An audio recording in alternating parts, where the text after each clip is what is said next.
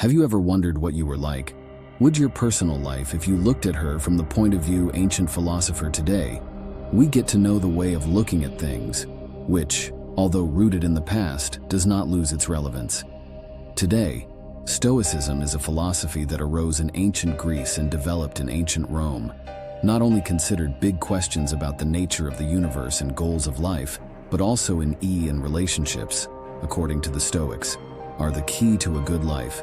Lies in harmony with nature and understanding of our emotions, including love and sexual desire.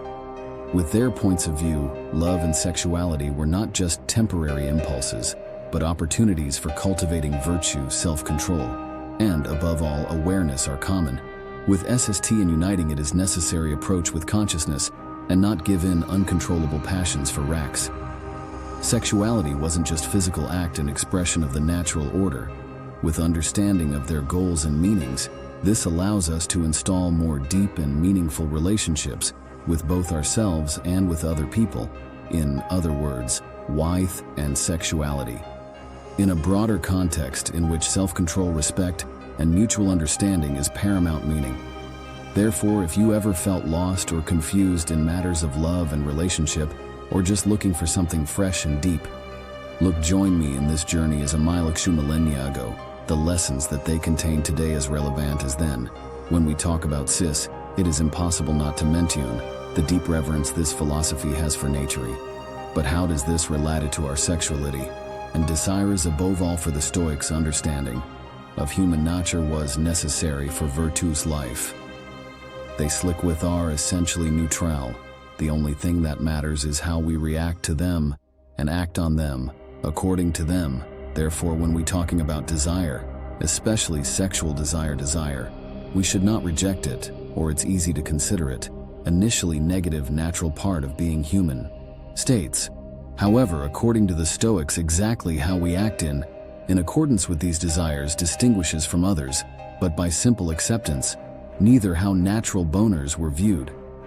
Sexuality from a broader perspective view related to space in their opinion, everything in the universe follows order, constant, determined by nature. The flow of causes and effects in the context of sexuality is not just physical act or basic drive, a manifestation of natural order, an expression of nature's will to continue. Life is such an understanding of sexuality brings harmony with the order of the universe, resistant to the fact that it is being considered as transcendental. It cannot be reduced only for pleasure or procreation, and is a method of connecting to something more than a person, in tune with rhythm and melody of space. Therefore, looking at sexuality from a point of view, from the Stoic point of view, we are not just talking about individual actions or desires and about that. How do they fit into the broader canvas of nature, knowledge of what we essentially are, natural beings, and that our desires and actions even in the field of sexuality must be understood and considered in this context, mainly because after all our sexuality is like any other aspect of our existence, is the opportunity to live in harmony with the universe from ourselves, yourself. Contrary to the fact that it is characteristic of Stoicism, emphasis on self-control and detachment, and while love is one of the most strong and passionate emotions that we experience. However, this is the point. Beauty, they do not stoically reject love, but invite us to live it more deeply and meaningfully. Sinevakal, not to reject your emotions but guide them and give them direction. Main idea, don't get carried away. Uncontrollable passions.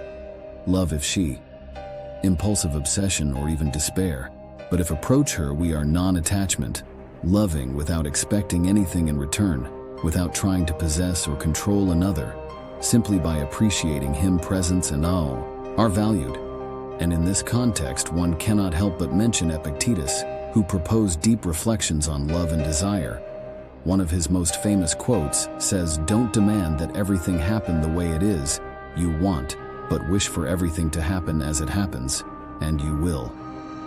If we apply this to love, then Epictetus tells us that instead of trying to form relationships according to your wishes or expectations, we must learn to love and appreciate things for what they are. There is a detachment in appreciate your loved one without trying to change and understand that true love, not her possessiveness from a human standpoint, wisdom, and detachment, she becomes one of the most enriching pillars in many cultures throughout history. But how resistant treated them? What is the significance of them attached to these institutions, and how they embodied them in their daily lives? First, you need to understand what, for Stoics, marriage was not only a union of two people in love, but also an obligation before society. A.B. the Emperor, the philosopher, called the act of marriage natural action aimed at continuation of the family. He did not consider it as a simple social convention, an integral part of cosmic harmony and the natural order of things. With this in terms of responsibilities, and responsibility in marriage were considered not as a burden, but as an opportunity for, and Vlad in general, loyalty, mutual respect, support, and devotion were for the Rack's fundamental principles in successful marital relations were based on virtue, mutual understanding, and desire, work together for the benefit of both spouses and society. In relation to education, and the Stoics adhered no less to children, deep and thoughtful point, have taken root in no time. This needing guidance from love before just good role models, according to Seneca. Children learn more through who you are than through that. What do you teach? In other words, behavior and the actions of parents are the first life lessons for their children. With this approach to raising a child is not limited. Front sweats to look at life with the Stoics stood out for their wisdom and steadfastness, for education, which educates virtue, self-control, and ability, calmly face adversity with one word. Stoic view of marriage and family implies a commitment to nature. It's not easy for society and for oneself, fulfilling a role or following conventions, and life in accordance with the principles. Oban, despite the antiquity of this vision, remains surprisingly relevant in modern world, offering refreshment. To look at how to fully relate to family relationships and responsibilities is a simple thought. Invites us to look at love and relationships not only with the individual but and from a collective point of view, recalling we have something that is good for one ego, and there is a person, there is an opportunity for good in the context of love. These reflections encourage us to always treat our partner with kindness, understanding, and respectfully, recognizing his humanity and value in our life. But how to apply these thoughts to our current relationship here? Some ideas based on: cherish every moment spent with your partner.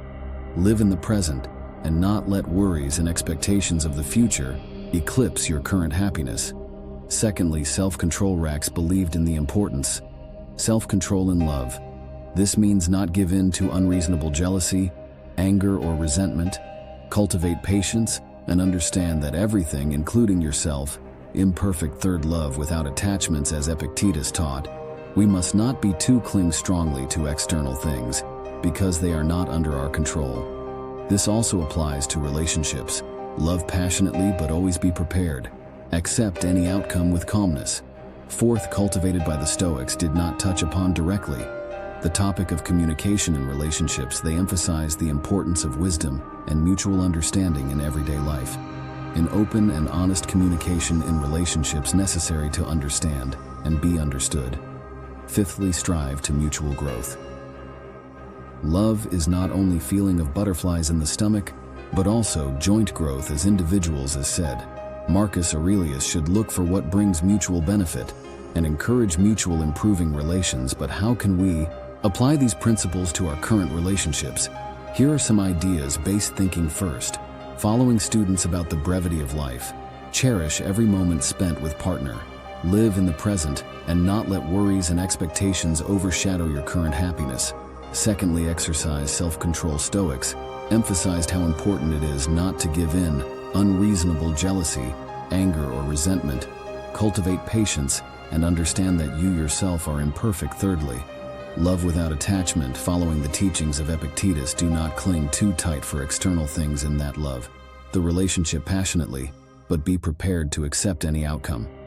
Fourthly, give peace of mind. Communication is paramount. Though the stands did not directly address the topic, communication in relationships, they emphasized the importance of wisdom and understanding in everyday life. In an open relationship, an honest communication is necessary in order to understand and be understood.